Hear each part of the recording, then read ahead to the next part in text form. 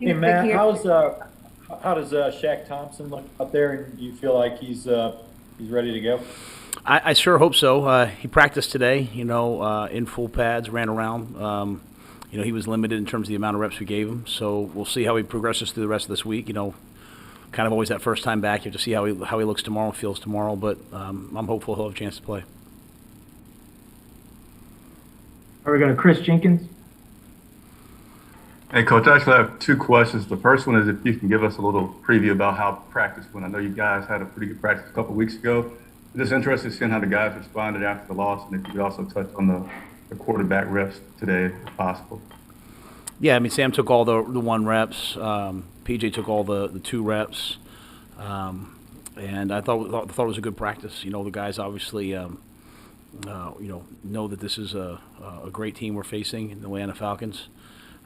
We're 1-0 in the NFC South, and it's a unique year in that 4 of our last 5 games are NFC South games. So, this is our next one, and it's the last one for a while. So they practiced well. We have some guys back from injury that are practicing out there, which is great, and we'll just have to finish it up with another one tomorrow. And then just the second part of the question was about this Atlanta Falcons team that you're facing. What are some of the things that you see that they do well on both the offense and defensive side of the ball? Well, offensively, they're a tremendous wide zone team. Obviously they have Matt Ryan, Calvin Ridley.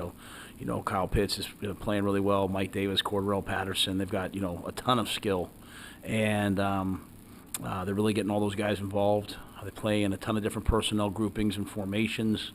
They're a challenge to you that way. They're doing some wildcat. They're doing some. They're doing a little bit of everything. And but at the end of the day, Coach Smith, they're going to run the football, and they're running it well. So, excellent third down team. I think they're 4th in the NFL right now in third down. Their special teams are excellent. Our guys learned last game, just sort of the field position, and we knew it, but I'm saying obviously the field position came back and got us this past game.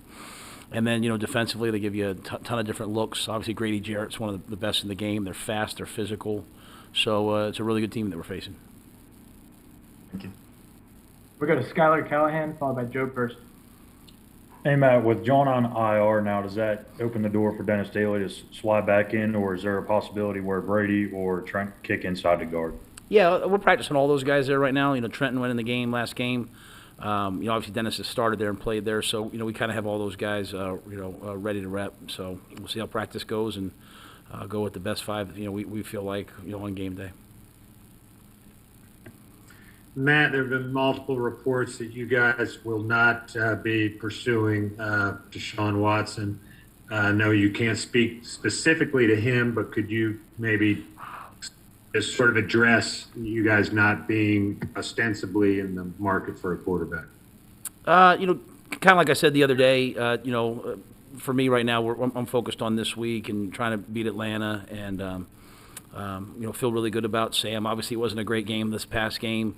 I think, at the end of the day, when Sam goes back and watches himself, or our whole team goes back and watches himself against the New Orleans Saints, we see, exactly what he is and was and can be, and we just got to get him back to that spot. So, obviously, as you know, I can't comment on any other player, but, I'm focused on Sam and trying to get him back to the level he was playing at, and I think that has to be everyone's focus on the O-line, receiver, everyone. Also wanted to ask you I know you met with Joe on Monday morning. You feel like you guys are in a good place on the same page where the run game's concerned and overall? Yeah, absolutely. I mean, I think when you go back and really have a chance, Joe, to watch the tape, I think one of the things that, really stands out is, we ran the ball 33 times against the Saints. We only averaged like 2.2 yards a carry. Like, we're running the ball better now than we did back then. But we ran it a bunch of times. The biggest thing was we were able to stay on the field and convert third downs. And, you go back to the Eagles game and the Giants game, we're in the teens in terms of our third down percentages. So I think it's almost like we just said, hey, what's really the issues right now? I think one of those is third down. So we've obviously made that an emphasis this week. If we want to run the football, we have to stay on the field. We have to convert third downs. This is a really good run defense. Grady Jarrett's an excellent player. They've got a lot of excellent players. I feel like Joe and I are 100% on the same page with regards to that. Now we have to go out and execute it. And But I think the big thing is how it all plays together. So, Joe and his staff, they're doing a great job this week. I like the plan that they have so far, and I just have to continue to work it all the way through Sunday. Go to David Newton, followed by Jonathan Alexander.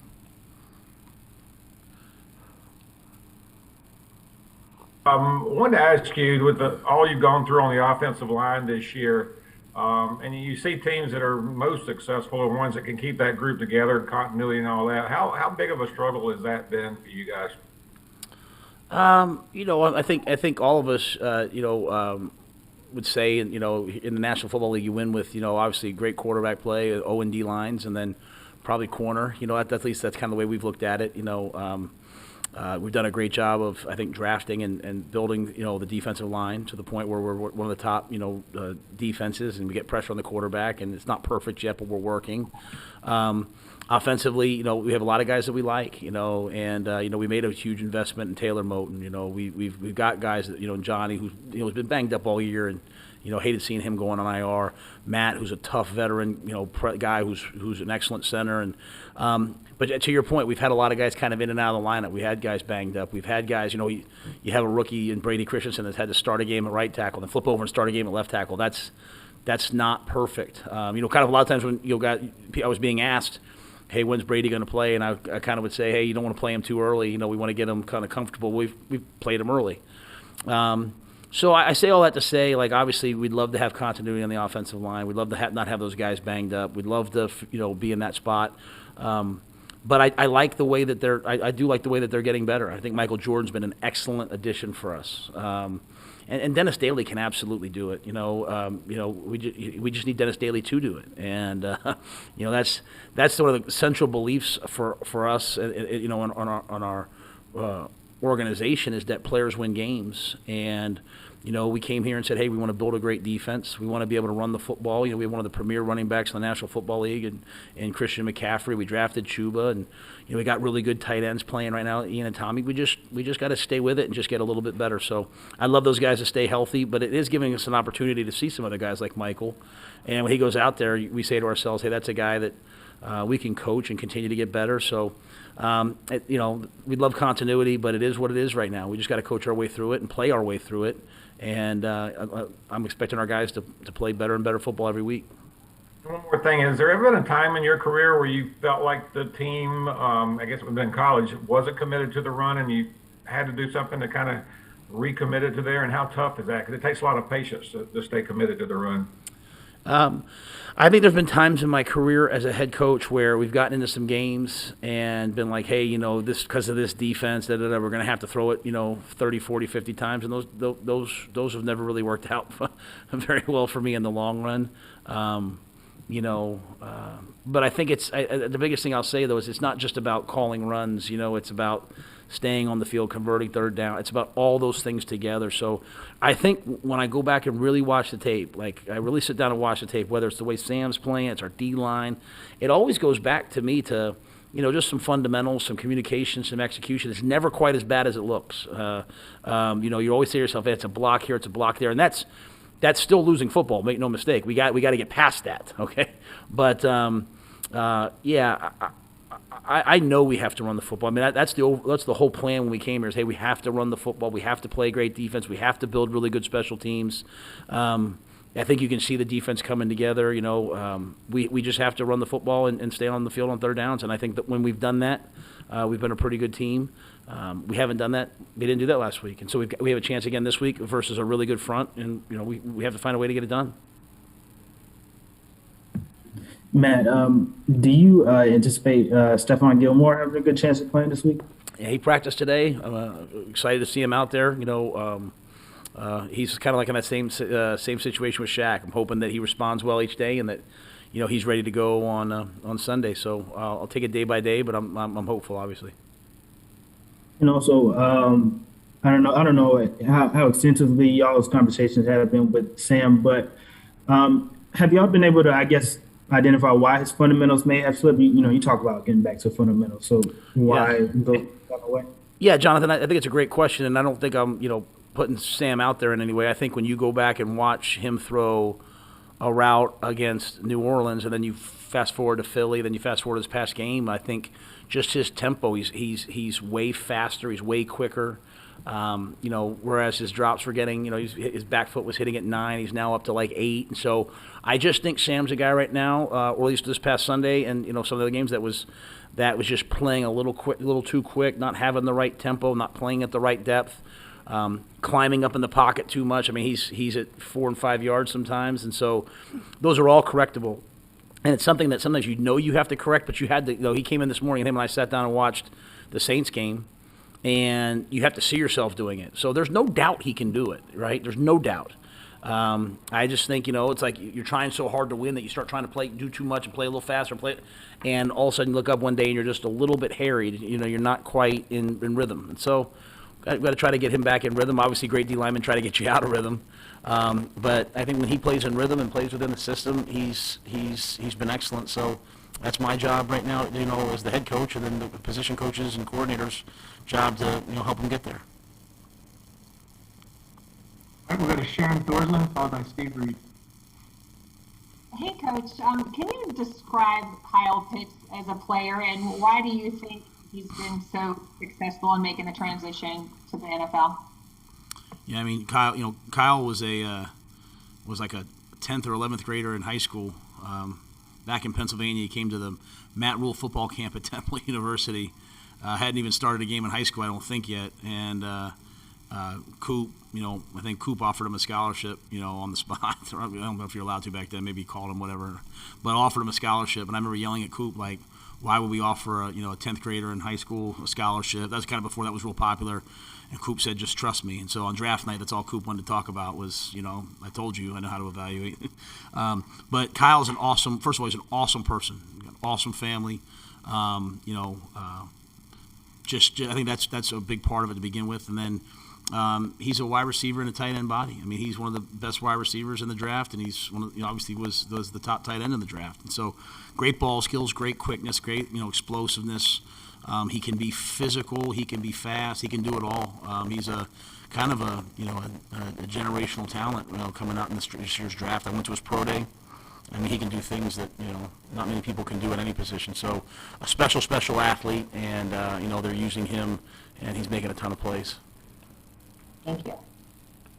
Matt, can you also update us on Burris and Hartsfield and what it would mean to get those guys back, as well as Gilmore, if he's ready to go, what that would kind of do for your whole secondary and the defense as a whole?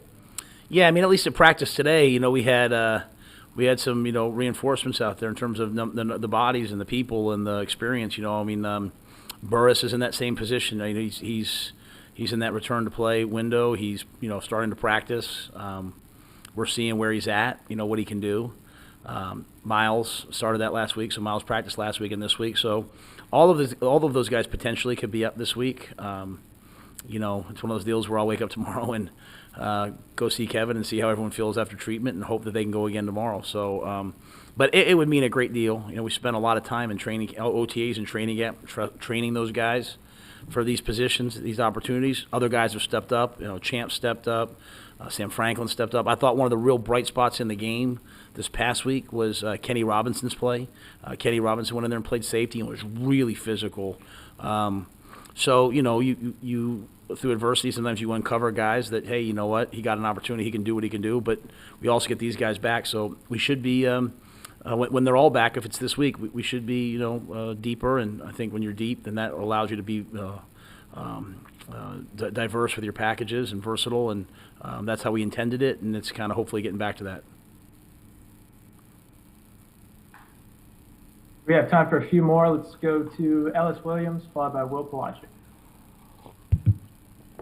Hey, Coach. First, nice to meet you. I'm Ellis Williams, Observer's new Panthers writer, at least meeting you virtually.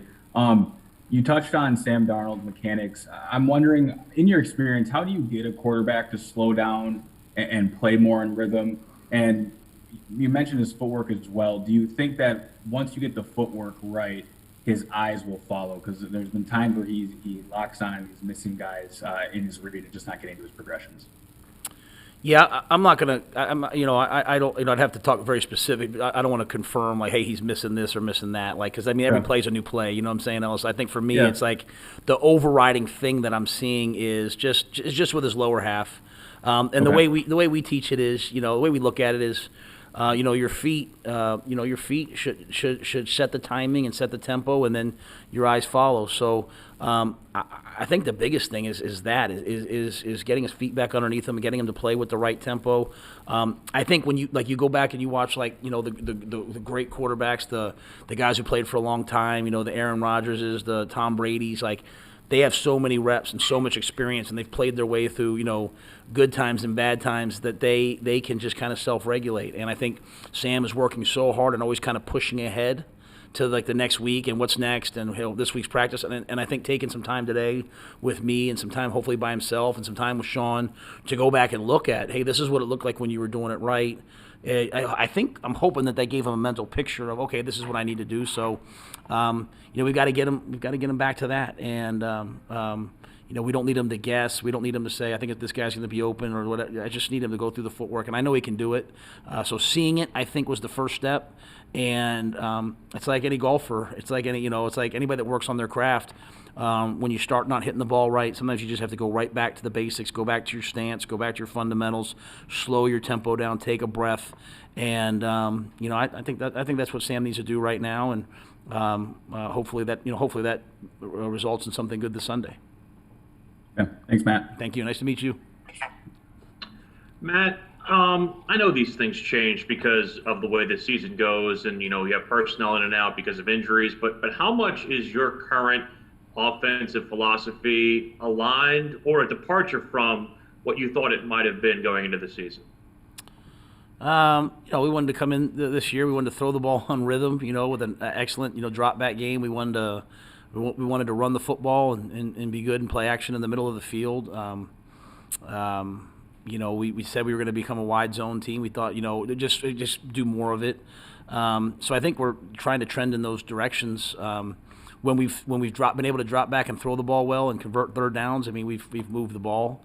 Obviously when you lose a player like Christian, it changes kind of your focus. A lot of those reps were him, and Chuba was kind of in another role, so you're trying to transition that. But all that really matters to, at least to me right now, you get to the end of the year, we'll look through and say, hey, what do we do well, not do well? All that really matters to me right now is what can we do well against Atlanta?